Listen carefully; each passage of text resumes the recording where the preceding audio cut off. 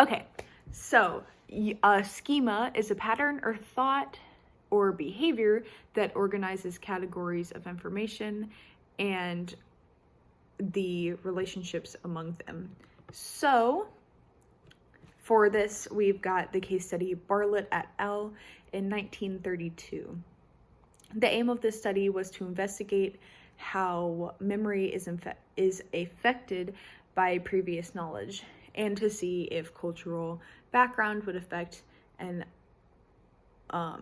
unfamiliar text when recalled. So they got 20 English participants and and these participants were told a story called War of Ghosts. So the story was foreign and unknown was foreign with unknown names and concepts. Our participants were randomly allocated into two groups. The first group was the repeated reproduction group, and the second group was serial reproduction. So the results were that there were 3 patterns of distortion. 1, assimilation, making it more consistent with the participant's background. So they would try to kind of like relate the story to their own kind of like culture. 2 was leveling the story becomes shorter, omitting unimportant information. So anything that they didn't deem important, participants would just kind of like forget about. And then 3, they would kind of change the story to make it more familiar with like the information that participants had previously had. So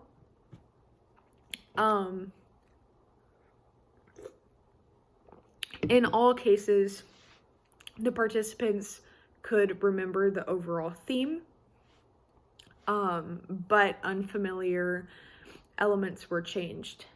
So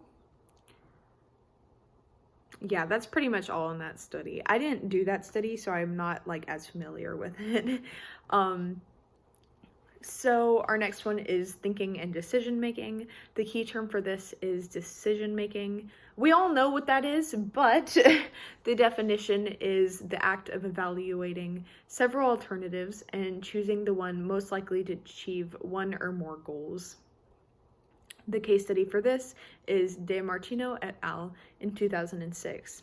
The aim of this study was to explore the interaction of emotion in a financial decision-making task. So, the procedure was a volunteer sample of 20 British undergraduates. They were asked to complete a simple financial decision-making task while under an fMRI scanner.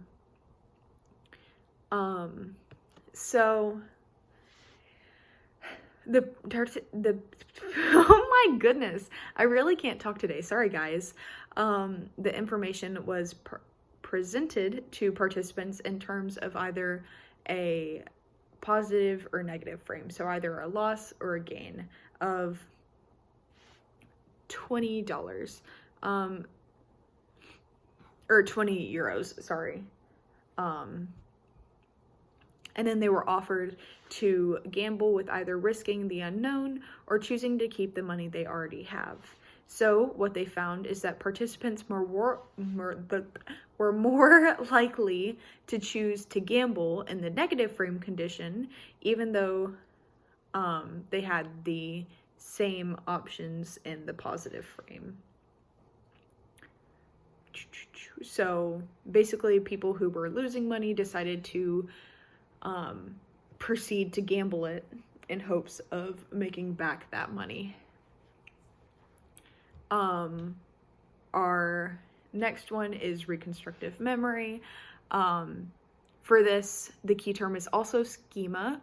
And again, this for schema, what goes with it is Bartlett et al. This is like the War of Ghosts, where people would like change the story a little bit to kind of fit their own culture and understanding. But I already went over that, so I'm not going to go over it again.